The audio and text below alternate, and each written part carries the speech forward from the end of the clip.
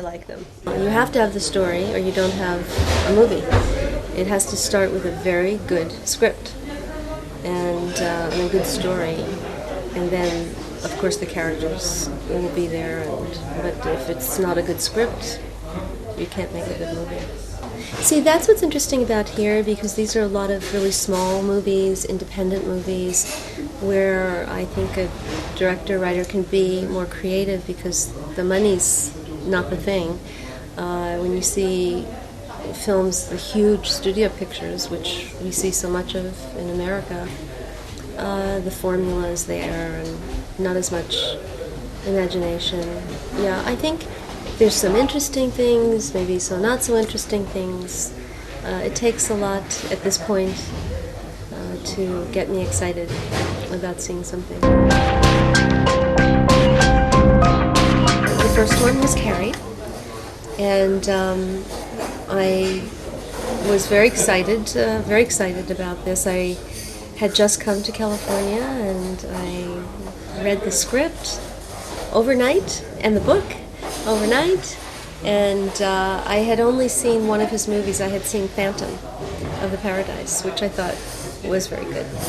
But for some reason, I thought all directors were very old. I just thought the director must be very old. So when I went to read, I was the last person on the last day for reading for this part, and I thought, oh, he's not old, he's very funny, good director, I liked it. I didn't expect to get this part, but I just wanted the opportunity. So when they cast me, I was very excited because I knew the script was good. I don't know how I knew, but I knew. And then when I met all the other actors and we rehearsed, it was, incredible. And he worked very well with the actors and collaborating in that way. So that was a great experience for me.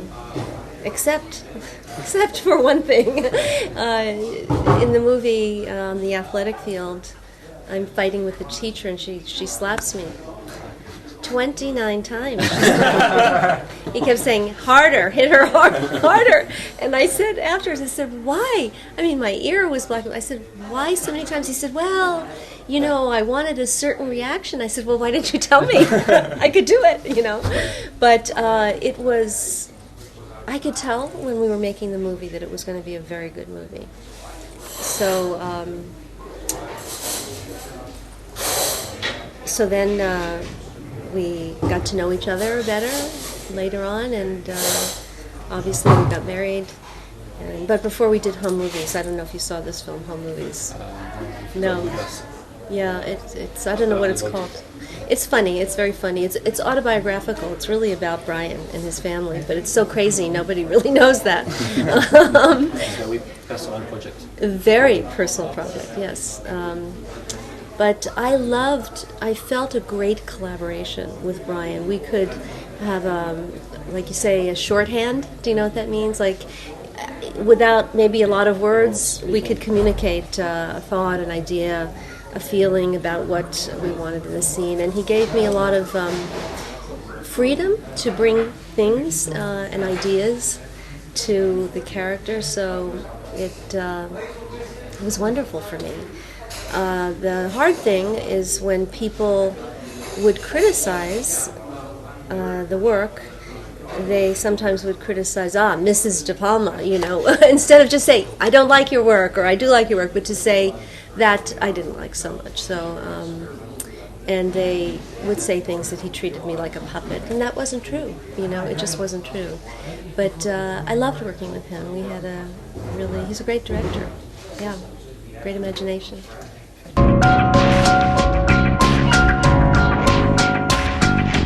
Yes, he did, and I didn't know. I didn't. He was right. He would be waking up in the morning very early to write, 3 o'clock in the morning, and 7:30 I come downstairs, and he'd say, oh, do you want to hear the new scene? Oh, yeah. So he'd read to me the whole time he was writing this movie, and I was shooting 1941 at the time with Steven Spielberg.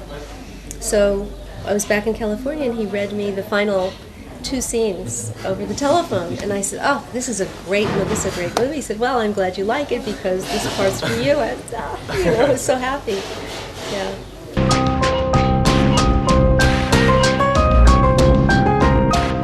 It's easier to be naked around on the set because people are they're very respectful. But if you put on black lingerie, they go crazy. They just go crazy. But it's an interesting question. I'll tell you why. It's a great scene because mostly I'm talking and talking and talking. I tell the dream. And he's just sitting there going, He doesn't really say very much. And the way they were shooting the scene, the camera was in a certain place, and there was really no place for him to be, except to sit on a box. And Brian said, well, you don't really need to be here, because, we can just give her the line off camera, and, she won't see you.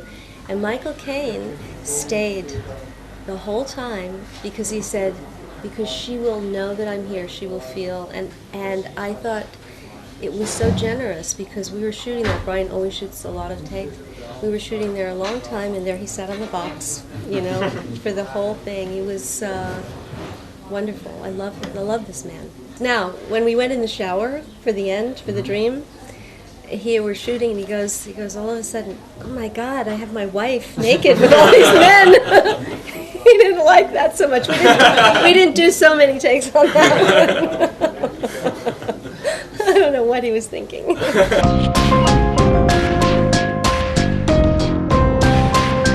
I love this movie, and I wanted so much to work with Paul Verhoeven. I just love him. And when I received the script, I said, Robocop, they have to change this title. This is very bad. This is very bad. And my agent said, oh, yeah, they'll change the title. But I thought, all right, it's probably stupid. I'll read a little bit. And then I couldn't put it down. I read the whole script. So Paul is kind of like a genius. He's like a mad scientist, crazy and very, bring me the girl, bring me the girl, And then he'd act out the whole scene with playing every character. He would act every character, and he says, but don't copy me, I can act. So he was very funny. But what was great about how they shot this film, Jos Vacano, who's an amazing cinematographer, they lit everything with fluorescents, these fluorescent lights, which are not very attractive. It's not very beautiful lighting, but it was very right for this picture, very tough. And he had this camera it had a gyro. It was like he created his own Steadicam.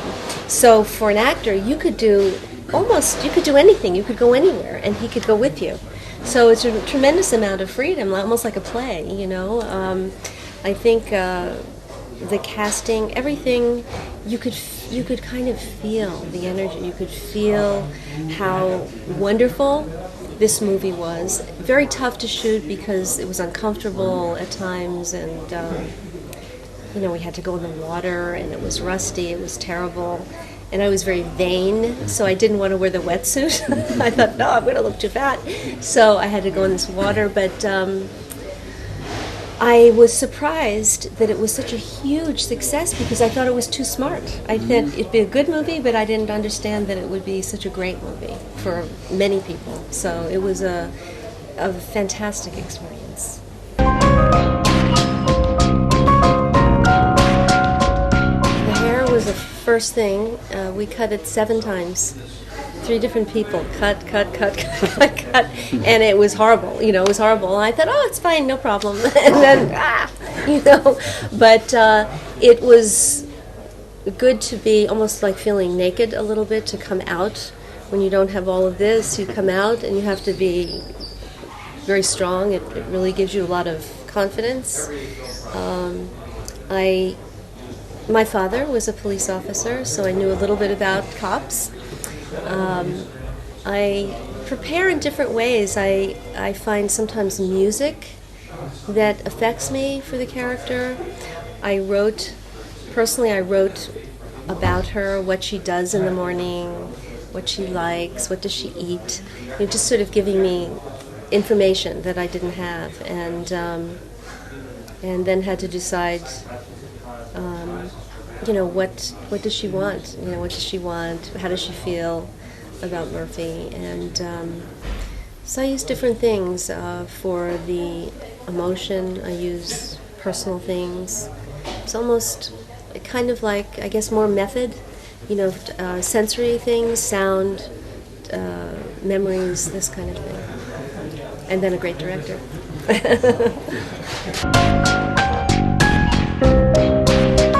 Very simple difference.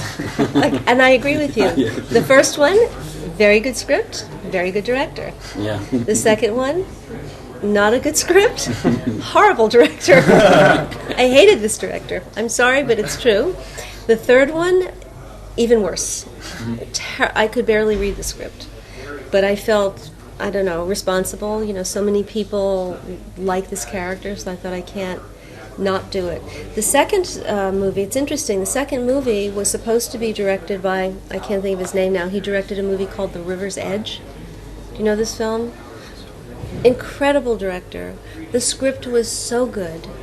I loved what they did with it. It really took the first one and developed from there the soul of it, the characters, the relationships, and then he had an argument with the studio, so then Irvin Kershner came in.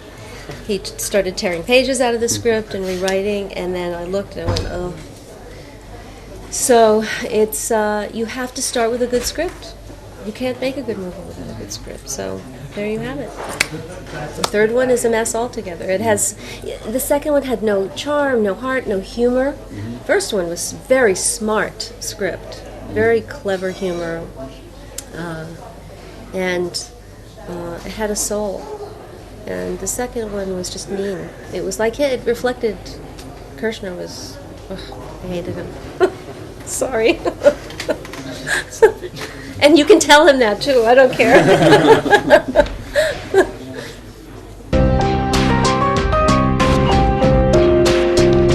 Television is difficult. It's very challenging because you really don't have any time to rehearse. So if you go, I would guest star on shows. And you get there, and this is like a machine that's going like this.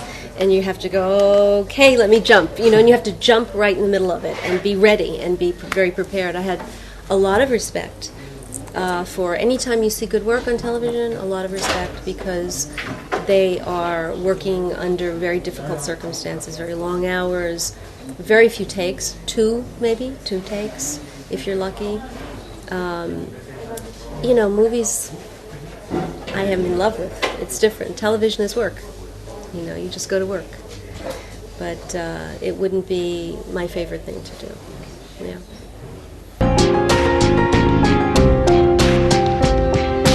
Well, I think it's a combination of reasons. I didn't like the parts that I was reading that they sent to me. I thought it's hard when you work with great directors and really good material and you look at something and you can't find one reason to like it. But I think on a personal level, I had things that occurred in my life that changed my perspective on what was important to me.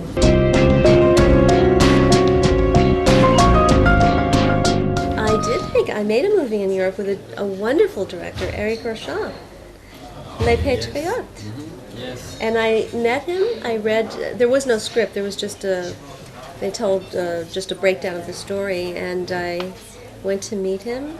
I had seen none of his movies, but I sat with him for 1 hour, and I thought, I knew he was a great director, so I really wanted to make this movie, and I went home, and I called my agent, and I said, I have to see him one more time before he leaves. I said, I have to make this movie.